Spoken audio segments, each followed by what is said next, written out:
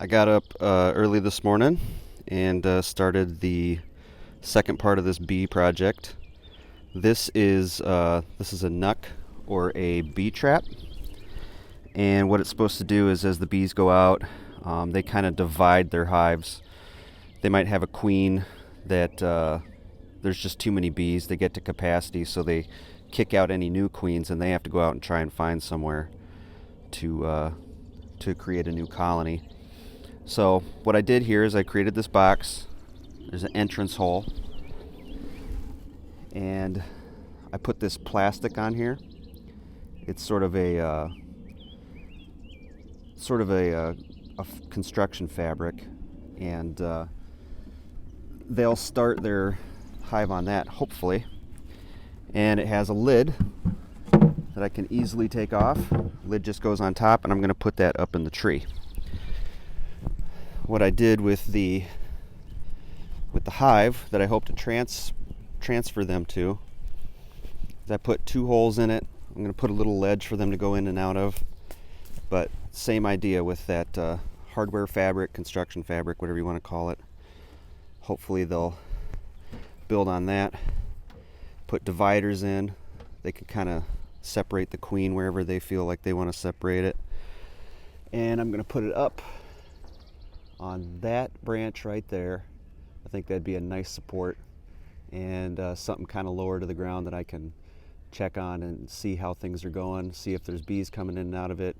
I guess there's a couple oils that you can buy too. I'm going to research that a little bit more. I want to say lemongrass oil was the one that they said, or you can get an old honeycomb and add it into your new hive or to your nuc.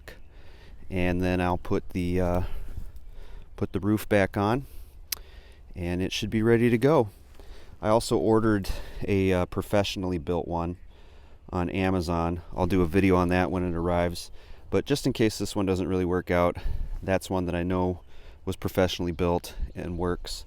And I'll probably clear a section out the other side of my wooded area on my property, and I'll put that one over there so that they aren't competing. And I'll call my friend and see how far apart they should be.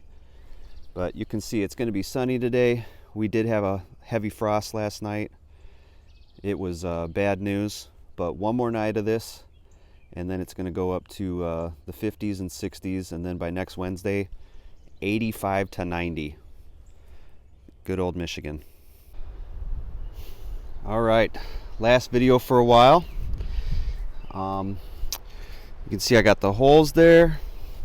Put a little ledge that the bees can come in and out. Got the roof on it. I showed you this morning the slats and what they're gonna attach to, hopefully. Like I say, I ordered that other beehive that's professionally made. So as soon as that comes in, I think what I'll do is I'll actually order some bees and go pick them up and get the queen and the bees sitting there. That's where I put the nuc, to hopefully try and get a swarm, see if I can attract one. I'm gonna get some of that lemongrass oil. Got a ladder here just so I can kind of check on it. See, they're about 10 foot up. There's the ledge and the hole that they would hopefully go into. And I'll just take that top off if they show up and transplant them over to this house. And it looks like you can have beehives pretty close together, so I'll probably set the other one at least 10 foot away from the neighbors, probably over here somewhere.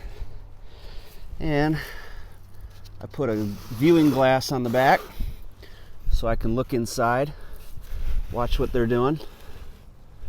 Whenever they're in there, you can see one of the dividing bars. You can see that's hopefully going to be a honeycomb someday.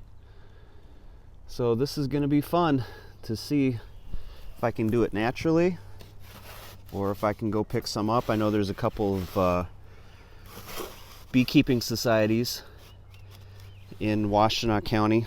I'm going to contact them, see if they have any queens that they can sell me. But yeah, this ought to be fun.